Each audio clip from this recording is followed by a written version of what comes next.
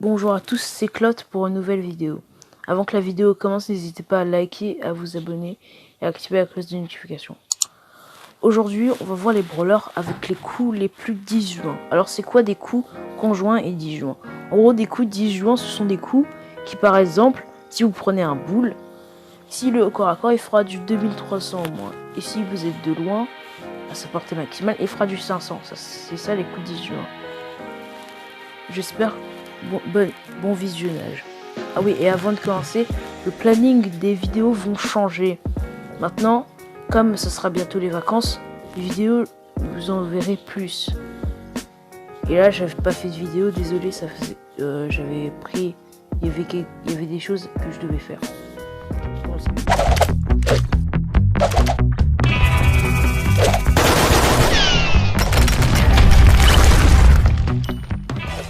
Numéro 5, Shelly. Shelly, ses coups sont ultra disjoints. Elle fait du 2100 et du 420.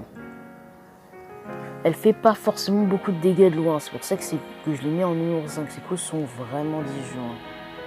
Son outil de loin, ça fait pas forcément beaucoup de dégâts. Ça fait du 1344. Ça va encore. Au corps à corps, ça fait du 4032, donc vous aurez deviné. C'est pour ça que le road a mis dans les 5 brawlers les plus énervants. Shelly sera privilégié en showdown. C'est Power Star, pour faire le plus de dégâts possible, il faut prendre l'étourdissement, car il est slow l'adversaire, du coup vous avez un bulk quand vous l'utilisez. Très avantageux.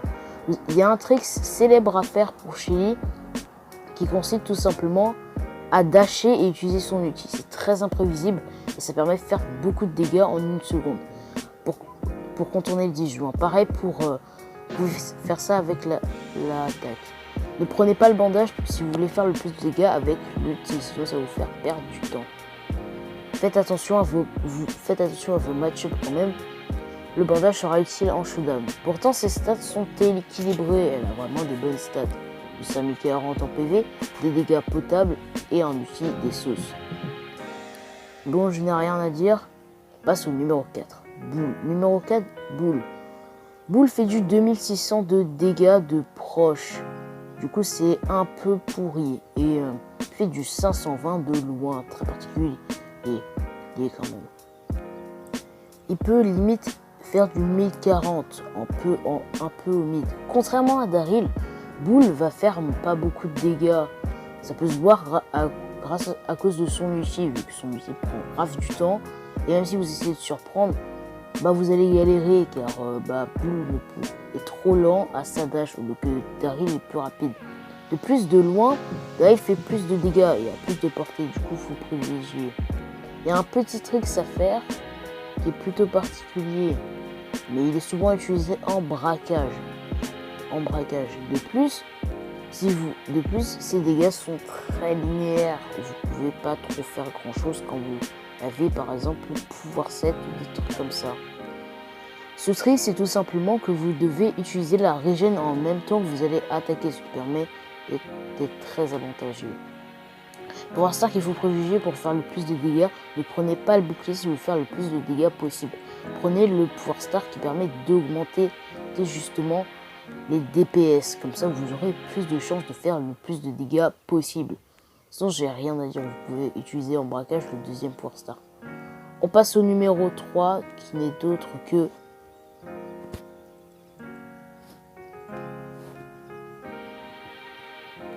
Spike. Spike est un brawler légendaire, ses coups sont assez disjoints. Déjà, si vous faites ça d'assez loin, vous ferez du 520. Si vous êtes du proche, vous pouvez faire limite du 1560. De proche, il est aussi possible de faire du 1040, ce qui est quand même assez bizarre, vous allez me dire. C'est aussi très particulier. Vous pouvez faire limite beaucoup de dégâts à sa portée maximale. Vous pouvez faire du 520, 2 fois 520, ce qui est quand même assez exceptionnel. En plus, le pire, c'est que Spike a vraiment les PV de Bartaba, ce qui est vraiment désavantageux pour un brawler comme ça.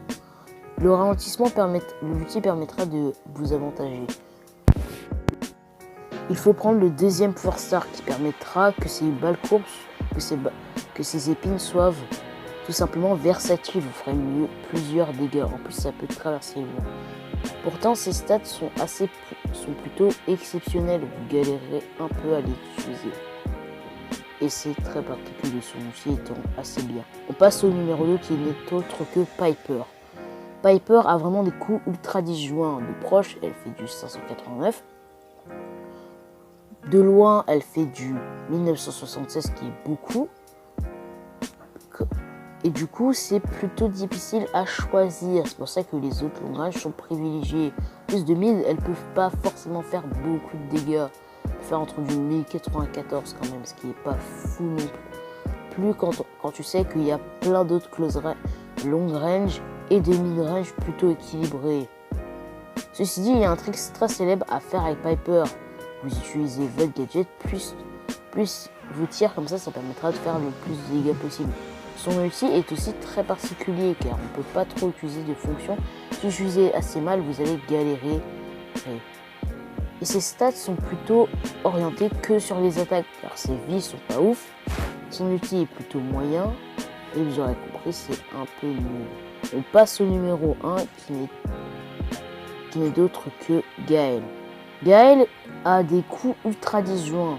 Déjà, il faut savoir qu'il fait beaucoup de dégâts quand toutes ces boules de neige touchent du 1440. De plus, le pire, c'est que si vous ne touchez juste une seule boule de neige, vous ferez du 360.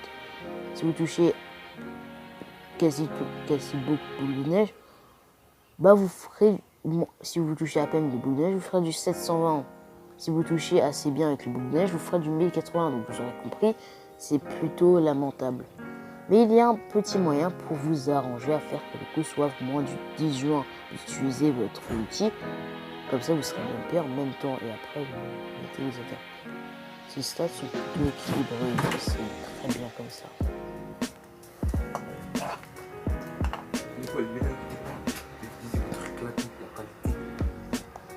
Pour Star à prendre le premier pour Star est mieux pour vous. Vous pourrez l'utiliser assez bien car il permettra de faire plus de dégâts et c'est plus utile. Le deuxième pour Star est plus secondaire et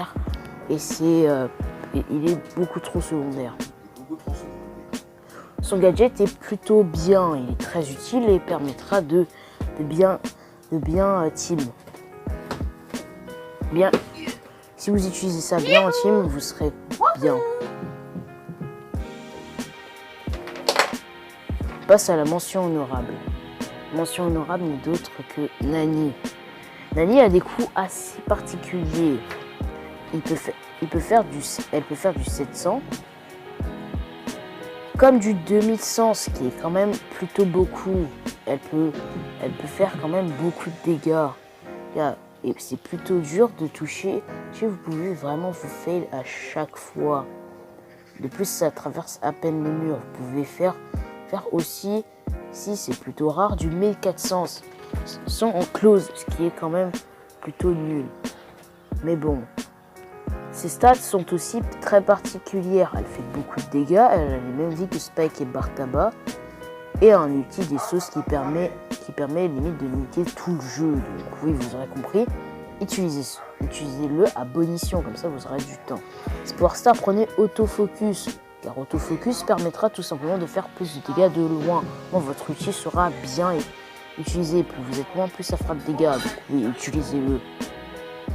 Ce gadget est très utile, ça vous permettra plutôt de vous TP, et comme vous pouvez vous TP, c'est très utile, c'est très bien de l'utiliser, même si le gros inconvénient c'est que vous détruisez votre tour. Bon, c'était Clot et Colt, c'était Clot. J'espère que la vidéo vous a plu, n'hésitez pas à liker, à vous abonner si vous avez aimé la vidéo. Je sais c'était plutôt long et j'espère que vous avez aimé la vidéo. J'ai essayé de faire le mieux que j'ai pu parce que j'ai pris beaucoup de temps. Bon, c'était Clot.